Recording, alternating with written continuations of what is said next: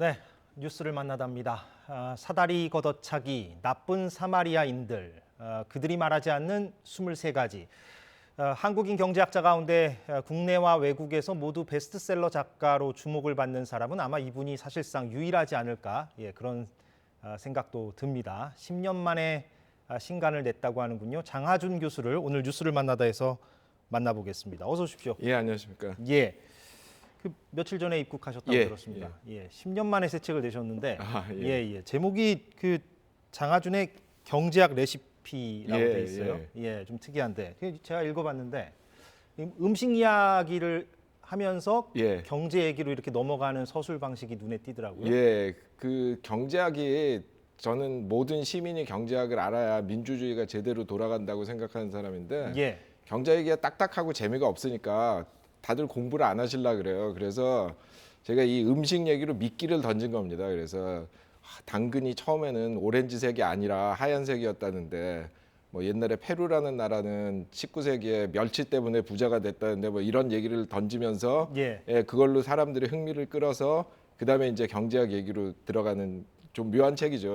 그래가지고 예. 이제 주제는 뭐 아주 광범하게 기후 변화부터 해가지고 그 탈산업 사회화론 금융 시스템 이런 여러 가지 얘기를 하는데 하여튼 하는 방식은 다 이렇게 처음에 음식 얘기로 그냥 재밌게 풀어가다가 슬쩍 경제학으로 돌려서 하는 그런 책입니다. 예, 대중들과 이제 호흡하는 어떤 그런 방식으로 이번에도 좀 쓰신 걸로 그렇게 이해가 됩니다. 저희가 오늘 그 교수님하고 경제 관련해서 세계 경제와 한국 경제 관련해서 좀 이런저런 얘기를 좀 해보려고 하는데 그래서 저희가 그 키워드를 좀 준비했습니다. 키워드별로 한번 좀 얘기를 해볼까 그런 생각이 듭니다. 그래서 저희가 좀 첫 번째 키워드를 준비했는데 여기 나옵니다. 2008년 금융위기가 다시 재현되는가 이런 의미인데 그러니까 이게 최근에 실리콘밸리 은행이 파산을 했고 여러 가지 좀 금융권에서 문제가 생겼습니다. 그래서 이게 2008년 금융위기가 다시 재현되는 게 아니냐 이런 우려를 일각에서 제기하기도 하고 또 한편으로는 과도한 공포심이다 그것은 그렇게 지적하기도 하는데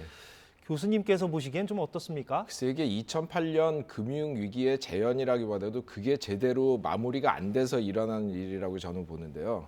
2008년 금융위기에 물론 이제 그 여러 가지 공적 자금 투입이라던가 이런 방식을 통해 가지고 그 금융권을 이제 구제를 하면서 아주 큰 위기는 벗어났지만 이게 경기가 회복이 제대로 안 되니까 결국은 그냥 돈을 엄청 풀어가지고 그것도 싼 이자로 이걸 지탱을 한 거거든요. 그러니까 지금 영국 같은 경우에는 그 영란은행, 영국 중앙은행 뱅크 오브 잉글랜드가 1694년에 설립이 됐는데 그때부터 시작해가지고 최근 한 10여 년 동안처럼 이자율이 낮았던 적이 없습니다. 그러니까 자본주의 역사 350년에 가장 낮은 이자율 그것도 모자라서 양적 팽창이 돼가지고 돈을 확 풀었기 때문에 이게 지금 자산 시장에 엄청 거품이 끼어 있거든요. 그러다 이제 인플레가 일어나고 하니까 이자율을 올리기 시작하니까 이제 부실 자산들이 드러나는 거죠. 옛날에 이자율이 0%, 0.5%일 때는 엔간치 후진 자산도 그 수익률이 나니까 유지가 되는데 이게 5% 이렇게 되면은 조금 못하면은 눈에 딱딱 띈단 말이에요. 금리보다 이제. 그럼요. 그래서 이게 이제 시작이 됐는데 지금 사실 그때 같이 될지 안 될지는 아직 모르겠어요. 왜냐하면 그 2008년 금융위기도 이미 2007년 1월 달부터 파열음이 나기 시작했고 2007년 여름 돼서 이거 큰일 나는 거 아니냐 하는 소리가 나오기 시작했는데 이게 지금 말하자면 그 단계거든요. 근데 그 1년 후에 이게 어떻게 될지는 열어봐야 아는 게 왜냐하면 지금 아까 말씀드린 대로 저이자율에 돈을 많이 풀어가지고 사방에 이제 부실 자산들이 있는데 그게 과연 얼마나 부실한지, 얼마나 깔려 있는지, 얼마나 연결이 돼 있는지 이게 알기가 힘들거든요. 그러니까 이제 채권 상한 일이 돌아와야 또 알 수 있는 거고 어디에서 또 어디에 하나가 망했는데 그게 굉장히 다른 데랑 연결이 많이 돼가지고 파급 효과가 크다 이런 일이 일어나면 이게 정말 2008년처럼 될 수도 있고 계속 삐걱삐걱 하기는 하지만 어떻게 막아가면서 그 해소가 될 수도 있고 지금 상황에서는 예측하기는 힘들지만 말하자면 그런 일이 일어날 수 있죠, 충분히. 가능성은 분명히 있다. 그럼요. 예. 근데 교수님도 예측하기 힘들다라고 얘기하는 거는 결국에는 어떤 방향으로 갈지 지금 예단하기 힘든 상황이다. 예, 그러니까 지금 어떤 자산이 어떻게 부실하게 어디에 앉아 있는지 알 수가 없기 때문에 예. 지금 뭐 금융시장이 완전 글로벌화돼 가지고 엄청 사방에 퍼져 있고 복잡하잖아요. 그러니까 2008년 금융위기 때도 미국에서 그 뭐 서프라임 모기지라고 해가지고 이제 그 신용 등급 낮은 사람들한테 주택담보대출 해준 걸 증권화 해가지고 팔았는데 그게 처음 문제가 생긴 게 독일하고 스위스 은행들에서 문제가 생겼어요. 왜냐하면은 미국에서 사는데 미국에서 상환이 안 되니까 이 사람들이 너무 많이 사가지고 거기부터 그 이게 문제가 있다 이런 게 튀어나왔거든요. 예. 사실 문제는 미국 부동산 시장에 있었는데, 예. 그러니까 이제 이게 어디서 어떻게 튀어나올지 모르는 거죠. 오히려 더 좀 공포스럽게 느껴지기도 합니다. 예, 그 뭐 말씀을 이게 들으니까. 금융 그 글로벌화의 뭐 대가죠. 예. 잘 될 때는 굉장히 좋은 것 같지만 이렇게 한번 틀어지기 시작하면은 어디에 지뢰가 묻혀 있는지 어디에 폭탄이 떨어질지 모르기 때문에 예. 어렵죠. 근데 이번에 은행 파산의 원인으로 금리 인상 때문에 이제 채권 가치가 하락하면서 그렇죠. 그 채권에 많이 투자를 했던 예. 그 은행이 이제 파산하게 예. 된 이렇게 이제 흐름을 꼽고 있습니다. 예. 그런데 지금 물가가 워낙에 많이 올랐기 때문에 각국이 고금리 기조를 뭐 달리 갈 수는 없는 노릇 아니겠습니까? 근데 저는 예. 이번 인플레는 사실 금리 가지고 해결이 안 되는 인플레라고 생각하거든요. 그러니까 예. 뭐냐면 이게 공급 측면이 교란이 돼가지고, 그러니까 뭐 코로나도 있었고, 그 다음에 뭐 지금 우크라이나 러시아 전쟁도 있고 해가지고 그 세계 이 공급망이 흐트러져가지고 물자가 제대로 안 들어오고 뭐 이런 원인이 크기 때문에 예.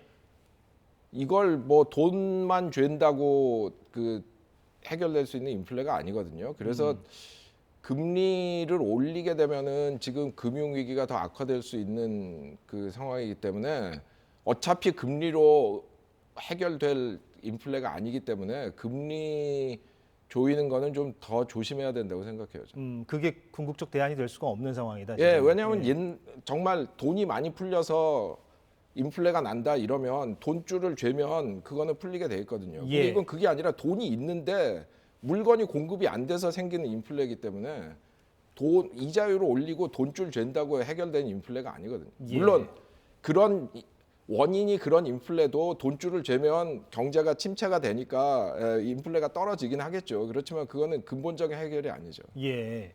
근데 한국의 경우를 생각해 보면 예. 지금 금리를 많이 올렸음에도 불구하고 물가는 잡히지 않는다는 목소리들이 많고 그런데 또 한편으로는 올해 경기 침체가 덧붙여져서 이른바 물가는 오르는데 침체는 지속되는 뭐 예. 스태그플레이션이라고 하잖아요. 예. 우리가 교과서에서. 그렇죠.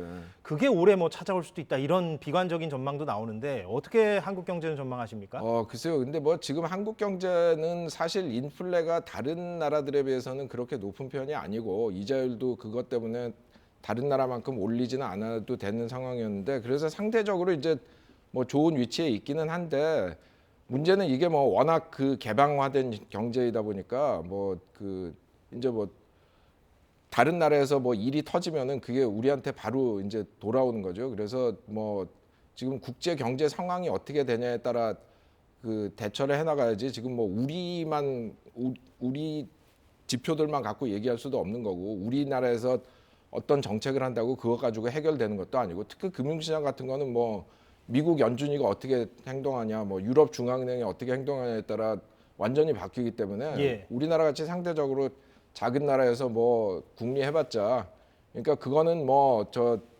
그 한국은행을 비롯해서 정책 위반자들의 그 능력과 유연성에 맡겨야죠. 예, 그걸 보고 대처를 해야지. 지금부터 뭐 미리 뭐 이걸 꼭 잡아야 되니까 뭐 올려야 된다, 뭐 어떻게 될지 모르니까 내려야 된다, 뭐 이런 얘기를 할 수는 없을 것 같아요. 그러니까 외부 변수가 더 결정적이다. 그렇게 그렇죠. 이해하면 되겠습니까? 네. 그러면 우리 한국 경제가 과연 그런 우려 섞인 전망대로 스태그플레이션이 올지 안 올지는 어떻게 보면 우리 손에 달린 문제가 아니라고 봐야 그건 되는 아니죠. 거군요. 그러니까 예. 우리가 해야 될 거는 결국 그 장기적으로 우리의 실력을 높이고 생산성을 높이고 경쟁력을 높이고 그런데 투자하는 생각을 해야지 이 금융 변수 같은 거는 우리만으로 할 수가 없는 얘기이기 때문에. 예.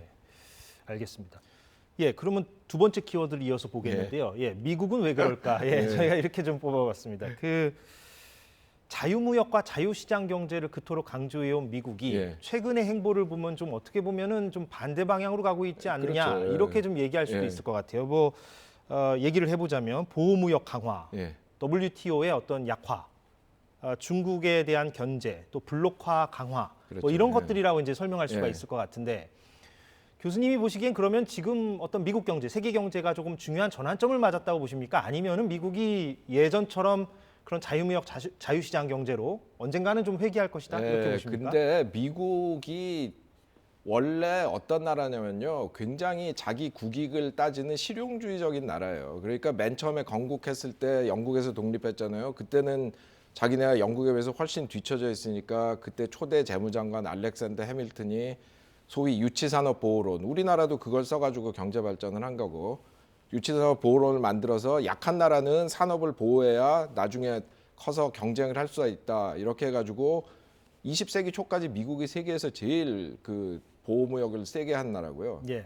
그다음에 이제 그 자기네가 2차 대전 끝나고 세계 1위가 되니까 그때는 자유무역을 한다 이렇게 해가지고 다른 나라가 어차피 경쟁이 안 되니까 다른 나라를 문을 열게 하고 자기들이 들어가서 이겼던 거고, 그러다 또 뭐 일본이 이제 뭐 자동차 같은 거 이제 70년대 이렇게 침투하기 시작하니까 어떤 일을 했냐면은 자율적인 수출 규제라고 해가지고 일본 차의 수입을 사실상 그 쿼타를 써가지고 제한을 하면서 이게 우리가 한 게 아니라 일본 기업들이 자발적으로 규제한 자제를 한 거라고 하면서 일본 차를 못 들어오게 했어요. 네.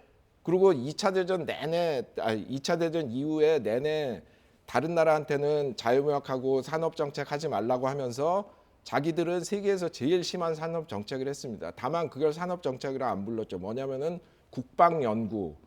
그래가지고 국방연구 명목으로 컴퓨터, 인터넷, 그 반도체, 무슨 하다못해 뭐 GPS 이런 데까지 다 돈 넣어가지고, 사실 지금 실리콘밸리가 원래는 다 정부 국방 연구하던 기업들이 모여서 만든 거거든요.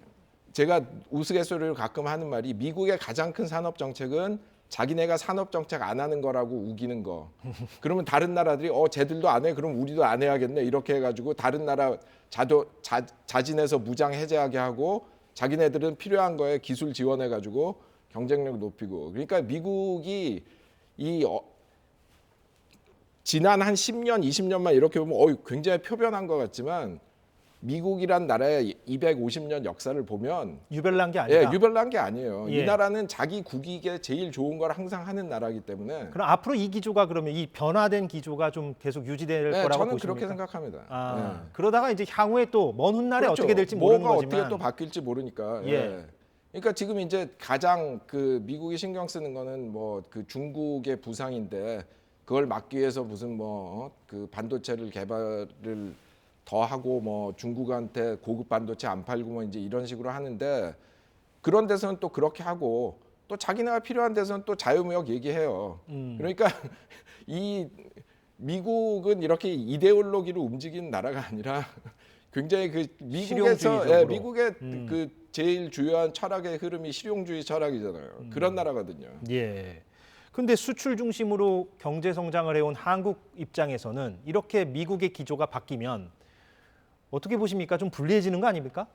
뭐 좋을 건 없죠. 그렇지만 그 결국 우리나라가 옛날에 그 수출로 성공한 것도 뭐 결국 경쟁력이 있어서 한 거기 때문에 뭐 다른 나라에서 뭐 관세를 붙이냐 뭐 수입 규제를 하냐 이런 거는 물론 그게 영향이 있지만 근본적으로는 자기네 실력이 있고 경쟁력이 있으면 결국 이기게 돼 있어요. 그러니까 옛날에 아까 말씀드린 대로 일본 자동차가 들어오니까 막 미국이랑 유럽에서 수입 규제하고 못 들어오게 했지만 결국 일본 차가 좋으니까 결국 졌거든요.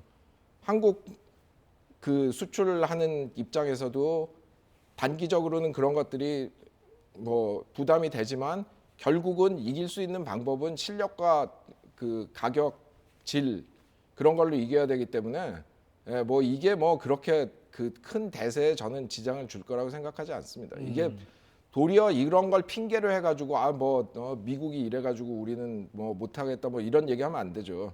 항상 그 국제 경제 상황이라는 거는 뭐 맨날 우리가 지금 제일 위기인 것 같지만 물론 지금 상당히 뭐 안 좋은 상황이긴 하지만 더 나쁜 때도 많았고 뭐 이 70년대 무슨 뭐 오일 쇼크에다가 뭐 80년대 제3세계 외채 위기에다가 뭐 90년대 아시아 그 금융 위기에다 뭐 계속 있었잖아요. 예. 그러니까 이 장기적인 안목에서 이거를 봐야지 단기적으로 뭐 이렇게 되면 우리 수출 힘들어지는 거 아니야? 뭐 하면은 힘들어지겠죠. 그러면은 수출이 힘들어지면 더 좋은 제품 만들어 가지고 더 고급으로 만들어 가지고 돈 더 받고 더 팔면 돼요. 무슨 말씀인지 예. 알겠습니다. 예, 예. 그런데 지금 한국은 뭐 아시다시피 미국과 중국 사이에 끼어 있는 그렇죠. 형국입니다. 예. 그런데 지금 윤석열 정부는 어찌 됐건 한미일 삼각 공조를 강화하는 방향으로 속도를 예. 매우 높이고 있고, 그런데 일각에서는 그게 이제 결국에는 미국의 어떤 대중국 포위 전략, 대중국 견제 전략에 적극적으로 이제 동참하게 됨으로써 경제적으로는 그런데 글쎄요, 이제 중국이 우리랑 워낙에 밀착돼 예. 있으니까 좀 속도 조절이 필요한 게 아니냐 이렇게 얘기하는 분들도 많습니다. 어떻게 저는, 보십니까? 좀 조심해서 해야 된다고 생각하는데 왜냐하면 뭐 좋거나 싫거나 간에 중국이 지금 우리나라의 제1 경제 파트너가 됐잖아요. 물론 미국하고의 특별한 관계가 있기는 하지만 지금 중국의 부상이 뭐 미국이 지금 뭐 반도체 이런 것 좀 막는다고 해가지고 멈춰질 게 아닙니다. 이제 반도체는 워낙 그 군사력 부분에서 이제 시급하니까 이제 미국에서 그렇게 막 그 팔 걷어붙이고 나선 거지만 다른 분야는 지금 뭐 미국이 다시 뭐 이제 뭐 자기들도 산업 정책 써가지고 제조업 부활하겠다 하는데 이미 이게 3, 40년 동안 그 완전히 방기를 했기 때문에 이거 재건한다는 게 하루 이틀에 되는 얘기가 아니거든요. 그럼 결국 지금 하여튼 당분간은 상대적으로 중국이 미국을 따라잡을 거고 그렇게 되면은 우리나라 경제에서 중국의 비중은 점점 더 늘어날 거고 그리고 미국이 지금 중국 수입품에 대한 의존도가 너무 높기 때문에 하루아침에 중국하고 관계를 끊을 수도 없어요. 그러면 결국 우리나라가 중국에 제일 많이 파는 거는 중국이 미국에 소비자 제품을 수출하기 위해서 필요한 기계라든가 장비라든가 기술을 파는 건데 중국은 계속 그거를 팔고 있는데 우리는 미국이 중국하고 또 티격태격 한다고 해가지고 그래 그럼 우리는 중국하고 관계를 좀 냉각하겠다 하면은 우리가 갖고 있는 제일 큰 시장을 포기한다는 얘기잖아요. 그래서 이게 굉장히 어려운 얘기입니다. 뭐 제가 뭐 그 특히 뭐 국제 정치 같은 거는 모르기 때문에 뭐 예. 꼭 어떻게 해야 된다 이런 건 아니지만 거긴 안보 논리도 예. 있는 거니까. 예. 이걸 균형을 잘 맞춰야지 너무 한쪽으로 뭐 이제 중국이 부상하니까 글로 가자 뭐 아니면 또 뭐 또 한미일 동맹을 강화해야 된다 이거 저는 굉장히 조심해야 된다고 생각해요. 예. 근데 방금 좀 말씀하신 거랑 비슷한 맥락인데 예. 그 미국은 그 한국을 비롯한 이른바 동맹 국가들한테는 중국 견제에 동참을 하라고 예. 매우 강하게 요청을 하는 반면에 예. 또 본인들은 굉장히 유연하게 또 중국과 이렇게 관계 설정을 예. 하는 면도 있어요. 이를테면은 뭐 무역이나 투자 측면에서 말이죠. 예. 이 부분은 설명을 좀 해주시면. 글쎄요, 제가 아까 말씀드린 대로 미국은 실용주의 나라예요. 이데올로기 얘기를 많이 하지만 굉장히 뿌리 깊은 실용주의적인 나라이기 때문에 자기들이 필요할 때는 또 중국하고 또 손잡고 일하고 지금 이제 또 군수나 이런 데서는 이제 이거를 대결을 해야 된다 생각하니까 거기서는 각을 세우고 나오고 하니까 우리도 그런 식으로 해야 됩니다. 우리가 필요한 데서는 미국하고 손을 꽉 잡고 하고 또 좀 우리가 안 그래야 될 것 같은 데서는 약간 거리 두면서 우리는 이쪽도 필요하니까 우리도 실용주의적으로 해야죠. 예. 그러니까 우리나라 옛날에 그 봉건 시대 망한 이유 중에 하나가 대국 뭐 하나 찍어가지고 거기 매달려가지고 무슨 뭐 친일파, 친러파, 친청파 뭐 친미파 이렇게 하다 망했잖아요. 예, 우리 유연하게 해야죠. 예, 저희가 그래서 세 번째 키워드를 준비했습니다. 69시간과 0.78, 예, 머나먼 복지국가 이렇게 저희가 좀 골라봤는데 예, 저 수치가 뭔지는 이미 예, 다 알죠. 아시죠? 예, 물론 영국에 계시지만 다 보셨을 테니까 정부가 최근에 이제 일주일에 최대 69시간 노동제도를 입법 예고를 했다가 윤 대통령이 재검토를 지시하는 그런 좀 혼선이 빚어졌습니다. 그래서 일각에서는 지금 우리가 안 그래도 노동 시간이 선진국 가운데 긴 편인데 그렇죠. 세계적인 추세랑 전반대로 가는 거 아니냐 예. 이런 논리도 있지만 예. 또 반대쪽에서는 우리 노동 시장이 좀 너무 경직돼 있는 것도 예. 사실이다 이런 반론도 있습니다. 예. 좀 어떻게 보셨습니까? 글쎄 그 69시간 그 논쟁을 보면서 제가 생각이 났던 게 그 1905년에 미국 대법원에서 유명한 판례가 있었어요. 그때 뉴욕 주 정부가 그 제빵업에 종사하는 노동자들이 그때 평균 노동 시간이 15시간이랬는데 이게 너무 기니까 10시간을 최대로 해야 된다 이렇게 해가지고 법을 도입을 했는데 미국 대법원에서 그 법을 위헌이라고 했습니다. 뭐냐면은 사람들이 오래 일할 자유를 뺏는 법이다 해가지고. 근데 한국에서도 그 69시간 그 얘기하면서 그런 논리를 쓰는 분들이 있더라고요. 근데 저는 그거는 굉장히 그 18세기, 19세기적인 사고라고 보는 게 이 자유라는 게 물론 딱 그 점에서만 놓고 보면 내가 하고 싶은 대로 하는 게 자유죠. 근데 뭐냐면은 더 생각해야 될 거는 왜 이 사람이 이런 선택을 할 수밖에 없는가 하는 사회 구조를 봐야 되거든요.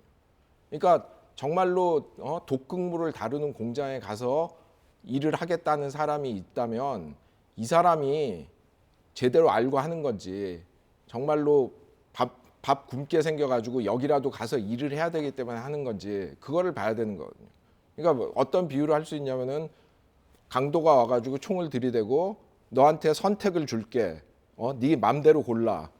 너한테 나한테 네 지갑 줄래? 아니면 이 총 맞을래? 그래가지고 지갑을 준다고 하면 그건 자유의 선택이 아니거든요. 그래서 이 자유라는 개념을 좀 그 더 구조적으로 봐야 될 필요가 있습니다. 그러니까 왜 어떤 사람들이 69시간을 일을 해야 되느냐. 그래서 이제 저는 말씀드리고 싶은 게 이게 장기적으로는 결국 이 노동의 유연화라는 거는 노동의 질의 유연화가 돼야지 양의 유연화가 돼서는 안 된다고 생각해요.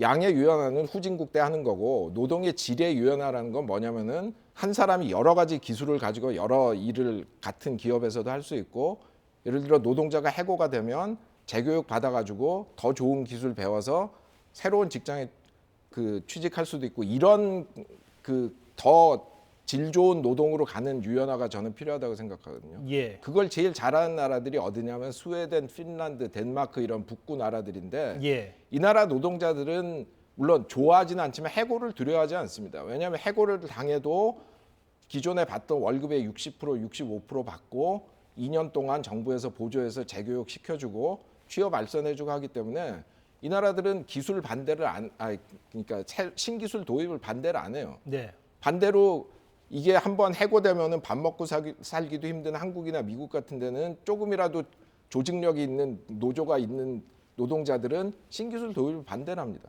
그래서 스웨덴이나 핀란드 같은 나라들이 그렇게 그 복지국가가 강하면서도 잘 사는 이유가 바로 그거예요. 이 노동을 그런 식으로 사회적 차원에서 질 높은 노동으로 갈 수 있는 유연화를 시켜줬기 때문에 질적으로 접근을 해보자. 예, 그래서 예. 우리도 이 뭐 69시간 뭐 이런 논의를 그 양적으로 하기보다는 노동의 질을 어떻게 하면 높일 수 있느냐, 어떻게 하면 우리 노동자들의 기술을 높이고 노동자들이 해고가 돼도 두렵지 않아 하고 새로운 기술을 익히고 새로운 산업이 일어나고 할 수 있게 하느냐 그런 시스템을 만드는 그 논쟁을 하는 계기가 됐으면 좋겠어요. 저는. 예.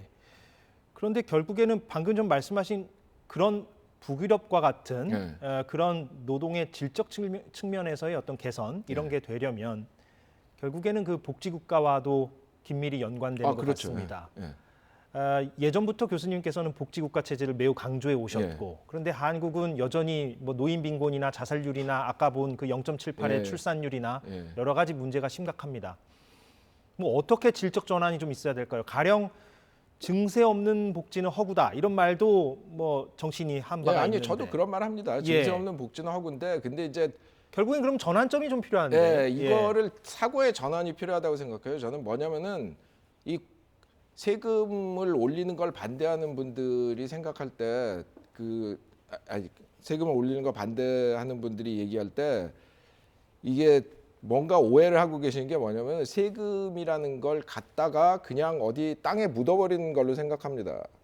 세금이라는 게 길이고 세금이라는 게 학교고 세금이라는 게 양로시설이고 육아시설이고 이게 다 그런 대로 가는 거거든요. 그래서 저는 이거를 그 복지가 그 공동 구매라고 생각을 전환해야 된다고 저는 주장을 하는데 무슨 얘기냐면은 이게 그냥 복지 제도가 없을 때 각자 우리나라 그런 보험들 많이 들잖아요. 무슨 뭐 노후 연금 보험, 사보험을 무슨, 말씀하시는 거죠? 예. 그런 거 자기가 다 들 거를 그냥 돈을 모아가지고 공동 사회 구매한다. 복지를 공동 구매해가지고 더 싸게 쓰자는 거예요. 그렇게 생각하면 결국 세금이 많다고 하더라도 그거는 자기 돈 오른쪽 주머니에서 내서 왼쪽 주머니에 넣어서 쓰는 거지. 그게 그 돈이 없어지는 게 아니거든요.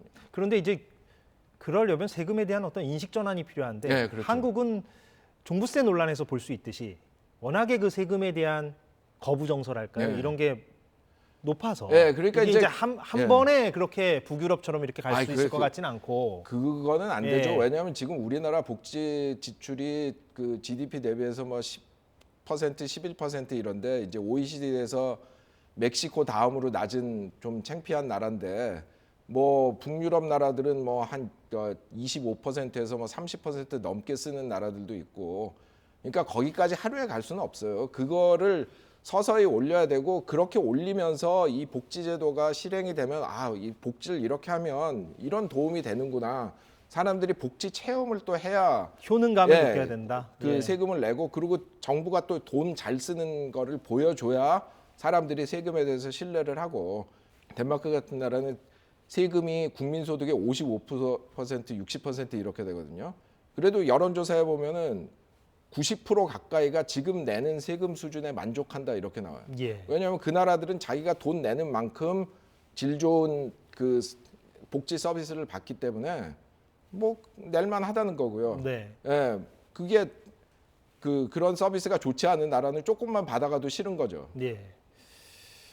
근데 하여튼 0.78이 상징하듯이 이렇게 인구가 많이 줄고 있으니까 최근에는 그런 논의도 있습니다. 그러니까 정치권에서 네.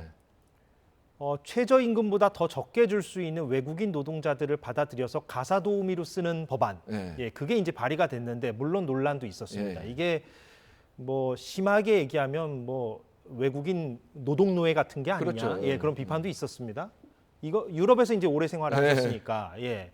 외국인들을 근데 어느 정도 받아들이고 이민 정책을 활성화하는 건 또 필요하다는 현실론도 있고 예, 어떻게 보십니까? 아니 저도 이민 노동자입니다. 저도 그러네요. 영국에서 예. 예. 이민 노동자로 살고 있는데 저는 이민 받는 거 좋은 일이라고 생각해요. 그러면은 문화도 더 다양해지고 또 다른 사람들도 와가지고 그 사회도 더 활력 있어지고 그런데 저는 이민을 받되 똑같은 대우를 해줘야 된다고 생각해요. 그 대우를 못 해줄 것 같으면 받지 않아야 됩니다.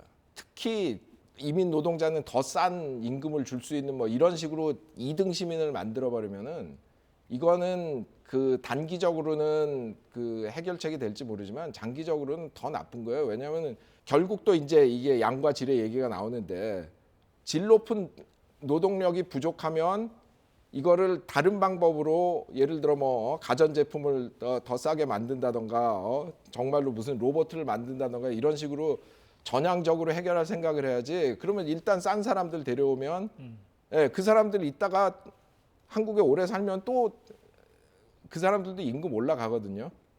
그래서 저는 그 이민을 받는 거는 대찬성이지만 이민을 받으려면 대우를 똑같이 해주고 그 사람들이 우리나라 그 기존에 있는 국민들하고 똑같은 그 교육도 받고 똑같은 그 임금도 받고 해야 된다고 생각하고 이렇게 짧게 그냥 지금 당장 어디서 노동력이 부족하니까 이런 그 2등 시민들 데려다가 일 시키자 이거는 저는 굉장히 안 좋은 발상이라고 생각합니다. 그게 노동권이나 인권 측면 말고 경제학적 측면에서는 어떤 부작용이 우려됩니까? 그러니까 이제 임금이 싸면 기술 혁신을 할 그 인센티브가 없어지는 거죠.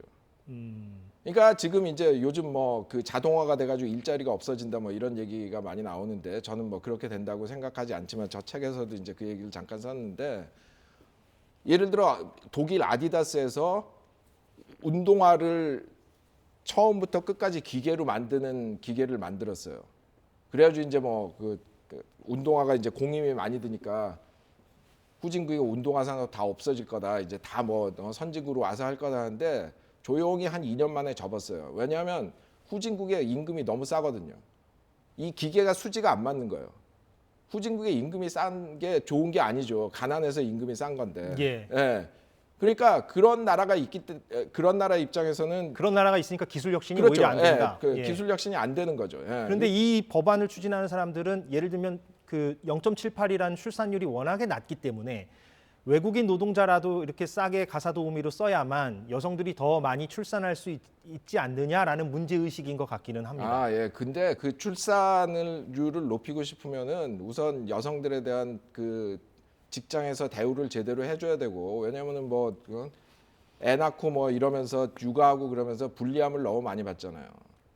그리고 뭐 그 정부에서 보조해가지고 그 값싸고 질 좋은 육아 시설도 많이 마련해줘야 되고, 그다음에 뭐 남자고 여자고 노동 시간을 줄여야 돼요. 노동 시간을 줄여야 애를 키울 시간이 있지 않습니까? 그런 전공법으로 가야 된다. 그럼요. 예. 그 문제 자체를 타겟을 해야지. 그렇게 뭐 그냥 외국인 예, 노동자를. 외국인 노동자 그것도 2등 시민으로 만들어가지고 데려와서 그걸 해결한다는 거는, 지금 우리나라가 출산율이 0.78인데 우리나라보다 여성 노동시장 참여율이 훨씬 높고 소득도 훨씬 높은 스웨덴, 덴마크 이런데 출산율 1.5입니다. 1.5, 1.6이에요. 그 나라들은 그런 걸 해결을 해주니까 그렇게 다들 나가서 일을 하고, 그 다들 여성분들이 다들 나가서 일을 하고 소득도 많은데 그렇게 애를 낳는 거고, 우리나라는 그런 게 안 되기 때문에 안 되는 거거든요. 알겠습니다. 예. 오늘 여기서 마무리를 좀 해야 될 것 예. 같습니다. 예. 오늘 고맙습니다. 예, 감사합니다. 장하준 교수였습니다.